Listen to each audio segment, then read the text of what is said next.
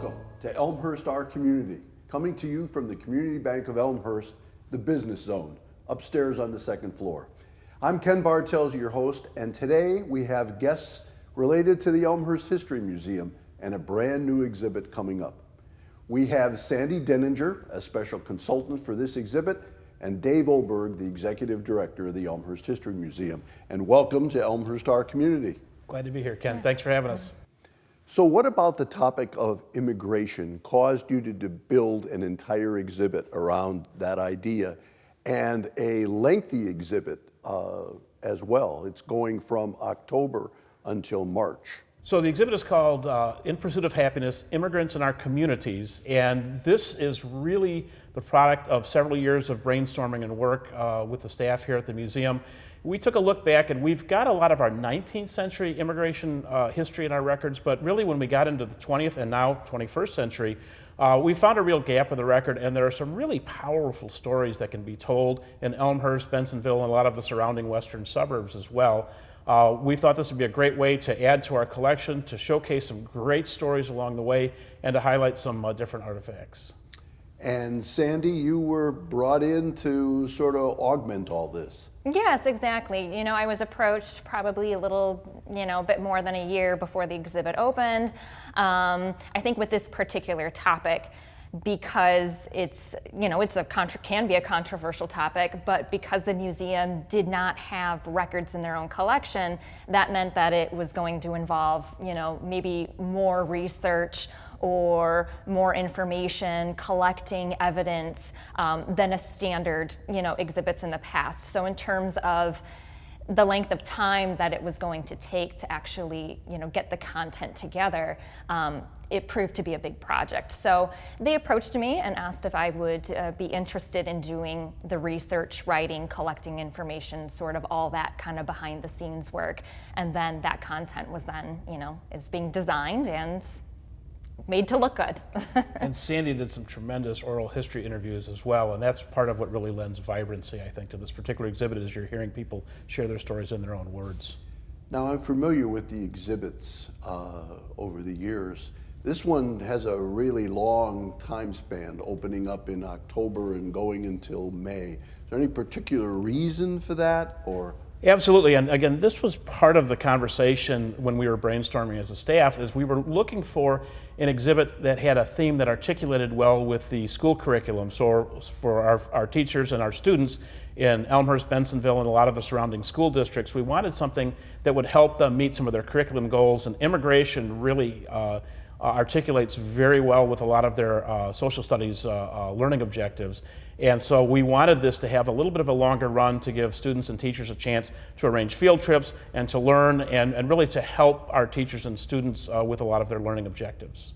So what types of immigrants did we have in Elmhurst at the very beginning, and how did they feel about being here? Yeah, so if you want to go back to the first decades of our founding, when we were a community known as Cottage Hill, and in the early days of when we changed the name to Elmhurst, you had a lot of Anglo-European settlers, but you also had very early on a very strong German contingent, not just in Elmhurst, but in DuPage County in general in the 19th century. And we actually have a poster in the collection at the Elmhurst History Museum.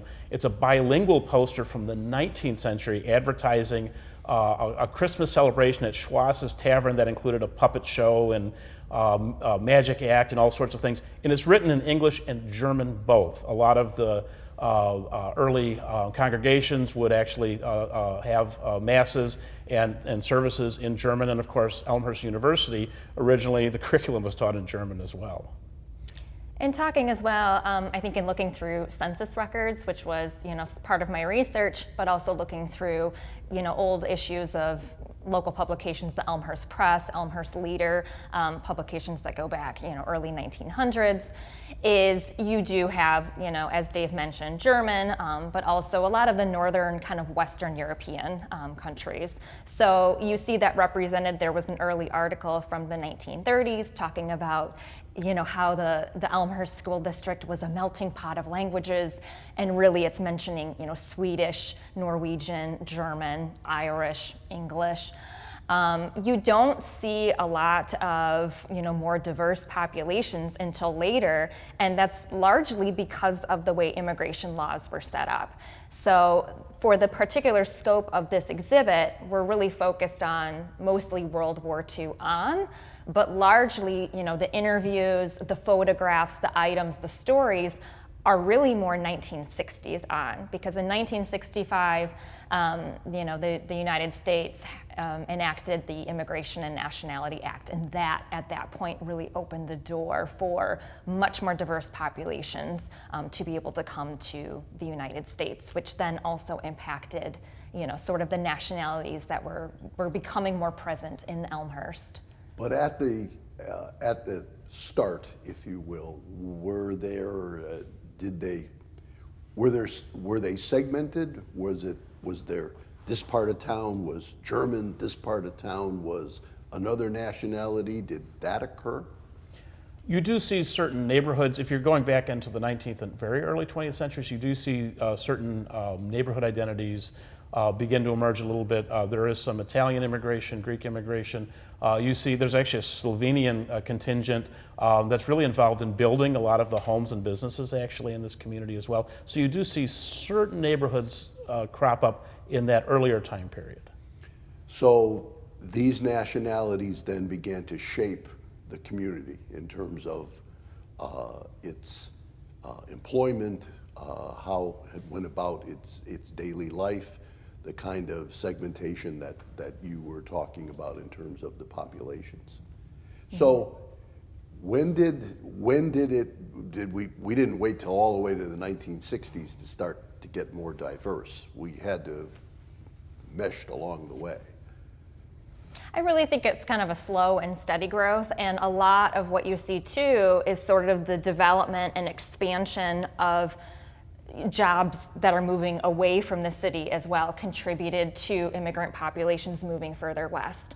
As some of those larger manufacturing, steel plants and so forth are being closed, or meat packing plants in Chicago that tended to draw immigrant populations are moving further west, and maybe like Cicero, Berwyn, and now, along I-88, sure, we have a lot of industry and so forth. I would say significant growth appears to, really more still at that, post-World War II time period. It's not that it didn't exist, it just didn't exist in significant numbers. And when we talk about Hispanic populations, which are a very prevalent group in the community, by the 1950s, they were still only accounting for less than 1% of the population. What kind of services does the Elmhurst History Museum provide citizens of Elmhurst that want to do family tree searches or background on their families?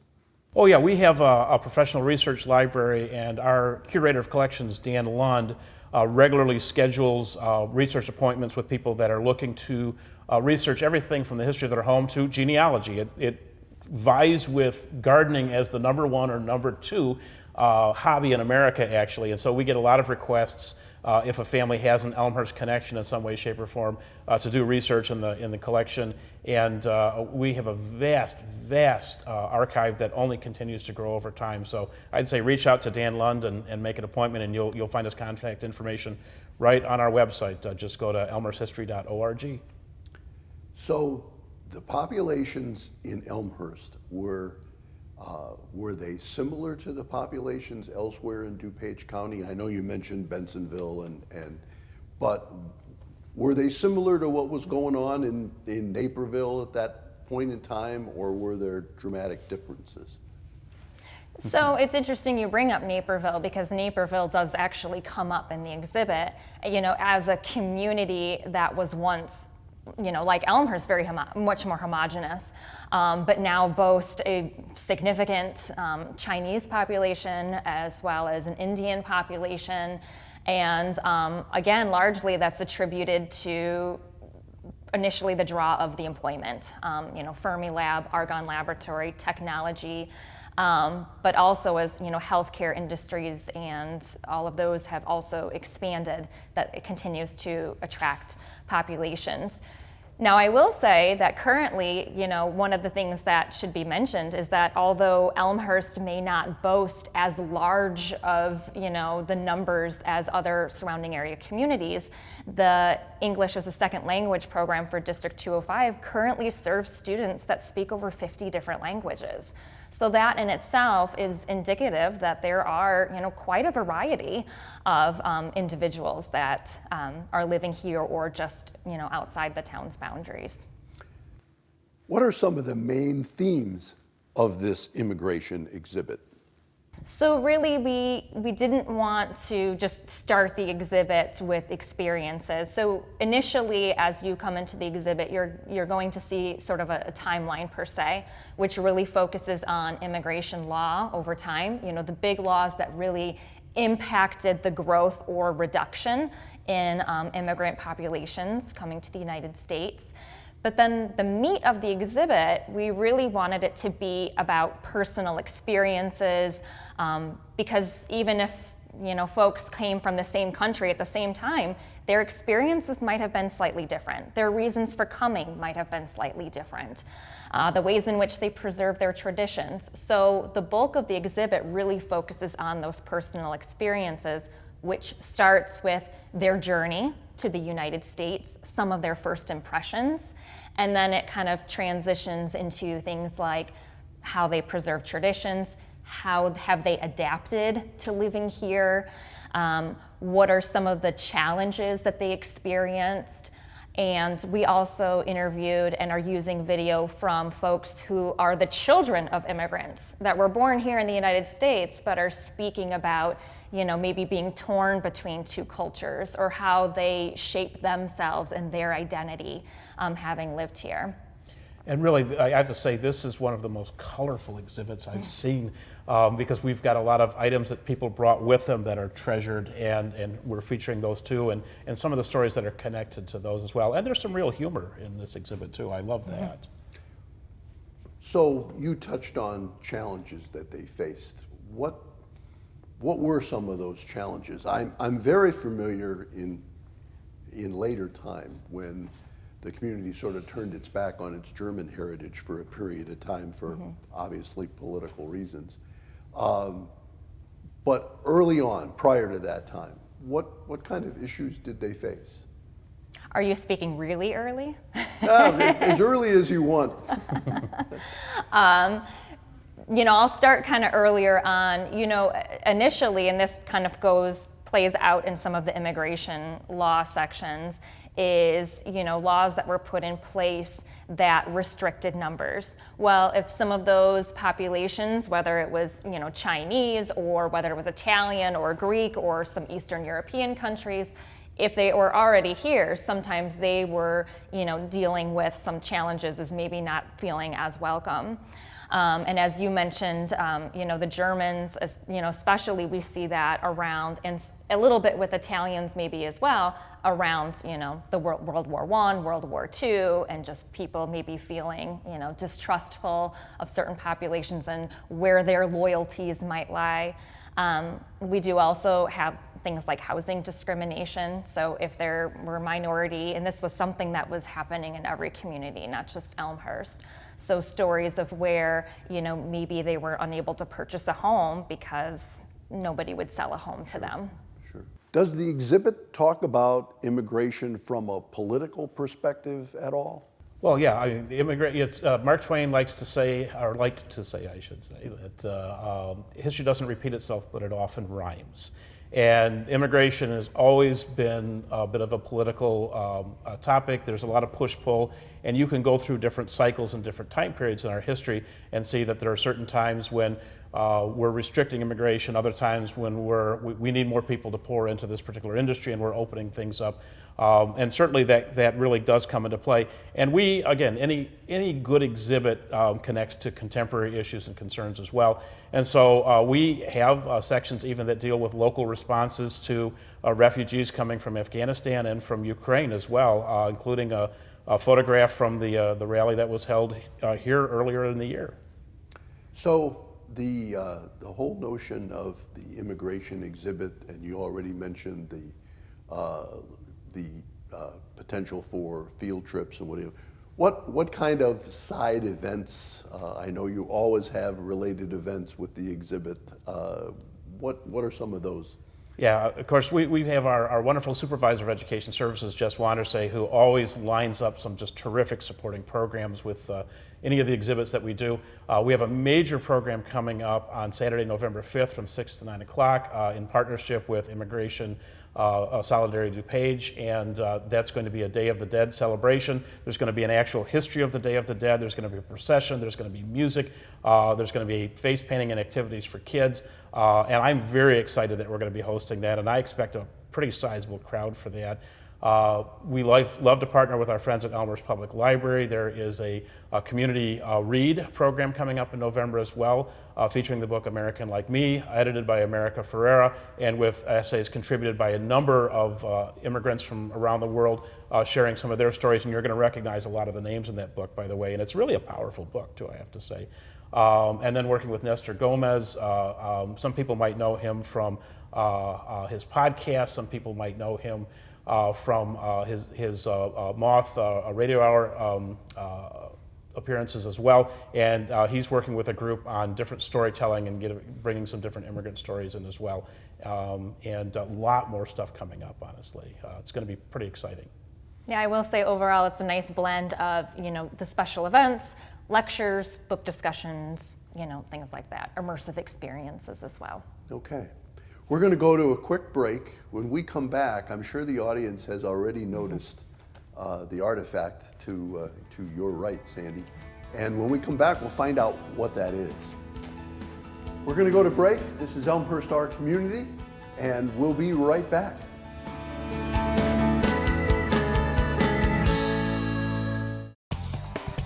The Community Bank of Elmhurst Business Zone has modern co-working space and a conference room free for customers. Visit the zone today at communityelmhurst.com. Member FDIC, Equal Housing Lender.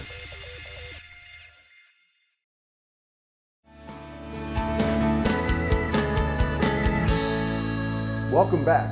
This is Elmhurst Our Community, and we're talking about the new immigration exhibit at the Elmhurst History Museum with Dave and Sandy.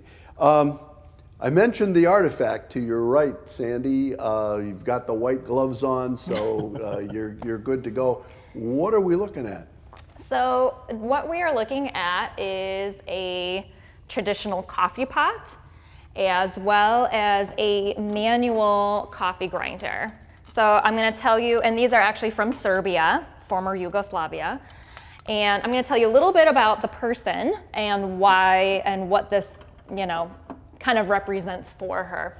So Ana Lazic, as Dave mentioned earlier, part of this exhibit entailed interviewing a number of individuals, both immigrants as well as maybe some of their more American-born children. So one of the first questions, I ask is, well, what are some of the items that you packed with you on your journey? And when you see the exhibit, you will see that looking at these items, they may seem rather mundane, bed sheets, thimbles, books. But surprisingly, coffee came up pretty consistently with some of our interviews. And for those of us who are, avid coffee drinkers, we know how important having our coffee is. And so she was afraid, even though she came here in 2011, which wasn't, that long ago, she was very concerned that she was not going to have access to her Serbian coffee from home. And so she packed her coffee pot and her coffee grinder, and there's a humorous story attached to this.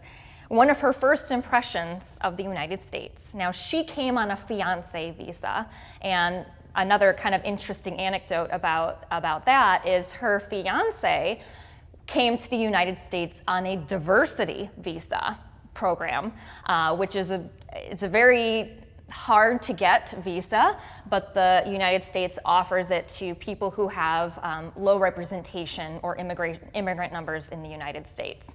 So every year at the moment, 50,000 people have the opportunity to receive one of these visas, but millions of people apply. Okay. So, and it's a lottery system. His name was chosen, he applied, he received it, he came. So she was, in a sense, reuniting with him and he lived in the western suburbs. So one of the first things she remembered doing was going to Baker Square. She recalled the pie being excellent, but as we know, you can't have pie without your coffee. And she went to drink her American brewed coffee for the first time and said, "What is this?" And maybe was not all that impressed and jokingly said, "This was a deal breaker, I'm going back to Serbia." So of course, he reassured her that you could find Serbian coffee here, which is another thing kind of talking about with the exhibit is as the suburbs have changed, the access to ingredients or traditional items, even like these pots, can be bought in a lot of stores locally or in the area. And to fix her bad mood from the coffee experience, he took her to Walmart. But you're going to have to find out about that story when you see the exhibit. So. Well, and now she's a police officer, right? And she was hired by the Elmhurst Police Department in 2019.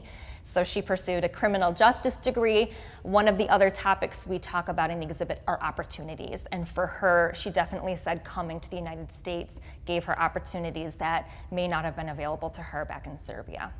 Well, Serbian coffee notwithstanding, that pot would last me about 30 seconds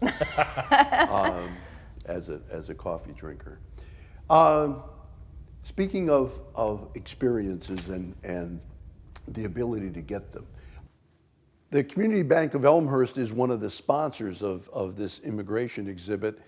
Do you want to explain how other individuals and corporations and businesses in Elmhurst might become a sponsor? Yeah, we have a very robust sponsorship program now for exhibits. Our nonprofit fundraising partner is the Elmhurst Heritage Foundation. That is the nonprofit fundraising wing of the museum, and they raise enough money to underwrite every single program and exhibit we do each year. We invite the business community to come in and serve as a sponsor for our exhibits. As I speak, at the post office and going out are our sponsorship packets for the 2023 season. There's some pretty exciting exhibits coming up, and you can always reach out to me. My information's right on our website at elmhursthistorymuseum.org and ask me more about the program, or you can visit the Elmhurst Heritage Foundation website as well to find out more. But we've got a wonderful group of supporters for our exhibits, I have to say, and some great shows coming up in 2023, so reach out to me, please. Well, I now have to ask you, what are the shows in 2023? Well, this one goes into May, so... That's correct. So this will go through mid-May. As a matter of fact, our big Museum Day program on May 14th will be the swan song for this exhibit, and we're working with a number of students at York High School who are going to help us close this exhibit and represent some of the different countries that their families come from as well. Our summer show is going to be really cool and really interesting. We call it Bicycle, Two Wheels to Adventure. And it is a history of the bicycle and a lot of bicycle-related activities in our area. We're going to get into the history of the Prairie Path as well, Rails to Trails movement. But there's a really interesting figure at the center of this exhibit, and he was a former social studies teacher who taught right here in Elmhurst named J. Hart Rosdale. And until his death in 1977, he held the Guinness Book of World Records record for the most traveled man in the world, traveling 1.5 million miles, mostly on his bicycle, and visiting every country on Earth except North Korea, North Vietnam, and Cuba for fairly obvious reasons. And so we've got a lot of his memorabilia in this exhibit as well, and his adventure stories. Kind of almost an Indiana Jones figure, really. He's pretty interesting. And then we're going to close out the year with a very exciting exhibit.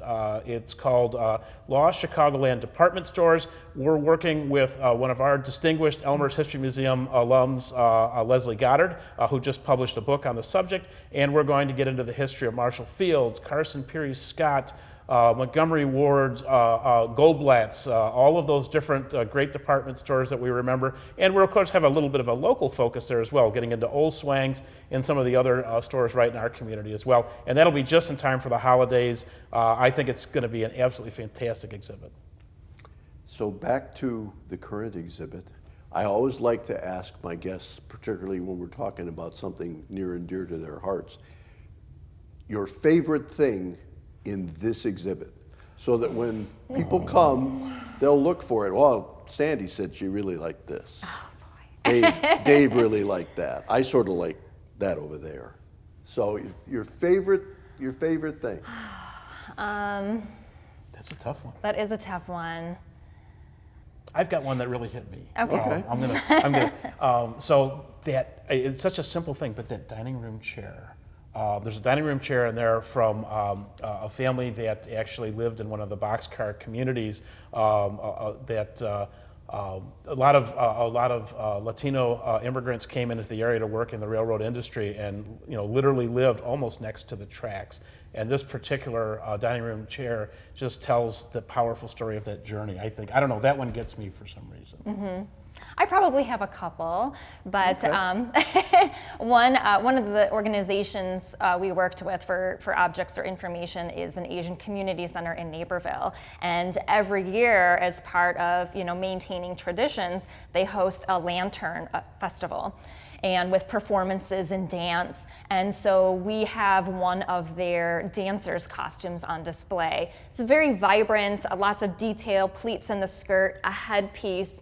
Lots of metal work that makes sound. And so it's just a really engaging, colorful piece to look at. Yeah, it's gorgeous. It really is, yeah.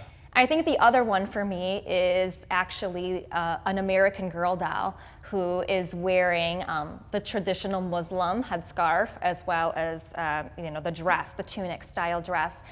And that is actually also a suburban story. It was an Elk Grove Village mom who was an activist who really pushed the American Girl Down Company to have Muslim representation. And for me, that item is special in the sense that it brings into the topic of, well, what is American? Who is American? And how you interpret sort of how that viewpoint has changed as our own communities have become more diverse.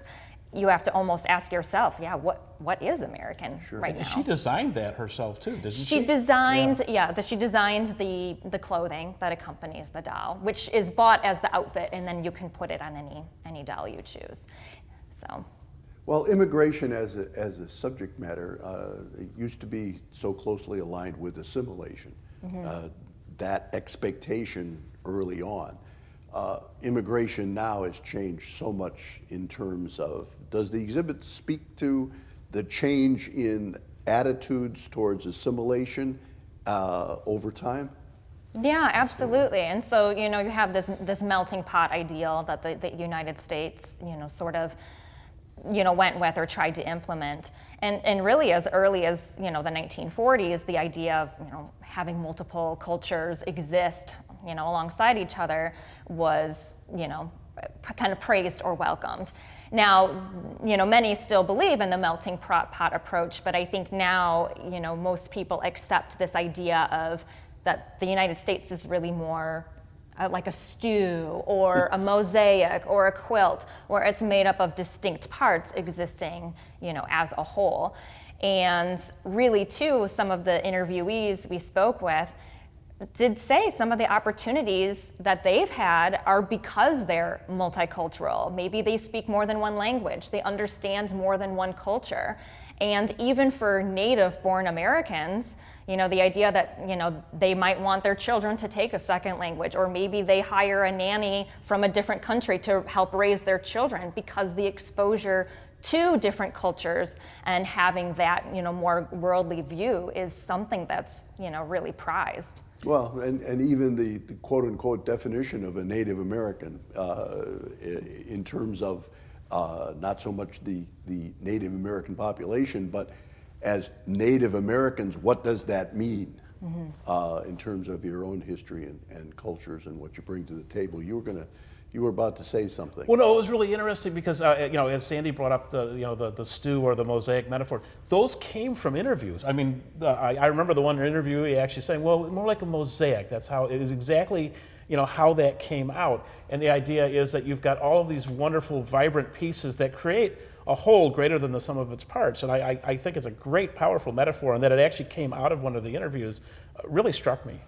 I will also say, too, we have learned that the choice that immigrants have when they come here may be how much do they want to cast away, maybe some of the traditions of their home country, and how much there is still this desire for at least some folks, and it feels like an individual choice on how much they want to, immerse themselves into mainstream, traditions or things that we might consider more quote unquote American. But at the same time, what's interesting is maybe as younger adults or children, we feel this need, depending on when they may have come to the United States, to have this idea of fitting in. But as adults, and even when they become parents, there is this desire to reconnect to their traditions or cultural roots. So sometimes it's coming full circle. Well, it's often a generational thing too. If you're fortunate enough that your great-grandparents are still living at points in your lifetime, grandparents, what have you, you automatically perhaps learn some things that you otherwise might not know or even have access to. Dave, I want to switch gears just a little bit as we come to the close of our time together.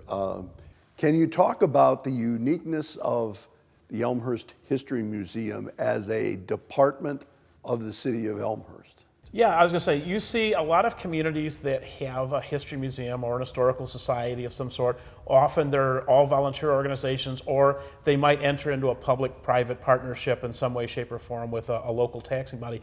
We were created as a department of the city back in 1952. This was a very deliberate decision. Originally as the Elmhurst Historical Commission, with the charge to collect and preserve the history of our community. So our founding is a little closer to something like maybe the Detroit Institute of the Arts is the other famous example I might hold up, where we've been a city operation from the beginning. We started as a very small room on the third floor of the Gloss Mansion back when it was City Hall, next to Traffic Court. Eventually we outgrew the space, moved into the library for a while, and then took over the Gloss Mansion in 1975 when we needed a bigger City Hall, and then acquired the property next door, the office building, in 1999. And more recently entered into an intergovernmental agreement and acquired the Churchville one-room schoolhouse in nearby Bensonville as well, which is a great example of a variety of different taxing partners working closely together to preserve one of the most cherished relics in DuPage County, honestly. But we are a department of the city. We have a wonderful staff. We work very hard to create exhibits and programs that draw not just Elmhurst people, but people from all surrounding communities. We often pick bigger, broader themes like this immigration exhibit so that everybody can kind of see themselves when they come in the door. Well, and nothing less than the Chicago Tribune has talked about the museum as, I think the quote is, punching above its weight. I love that they call us a museum that punches well above its weight, and I use that very often, actually. We're very proud of that. I went to an exhibit at the Chicago History Museum shortly after I started in Elmhurst, and when I mentioned where I was from, the person in the gift shop was like, "Oh, I just love that museum. We just went and saw," and they rattled off one of the exhibits they'd just seen. So being close to the train line, we get a lot of folks from Chicago and the suburbs as well. Okay, our time is done. I really thank both of you for coming and sharing. This is a nice opportunity to preview an exhibit on our YouTube channel. So Dave, Sandy, thank you very much. Thank you for having me. Thanks, Ken. This has been Elmhurst, Our Community. Get out and see the new exhibit at the Elmhurst History Museum. Support the Elmhurst Heritage Foundation while you're at it. I'm Ken Bartels for the Community Bank of Elmhurst. We'll see you again.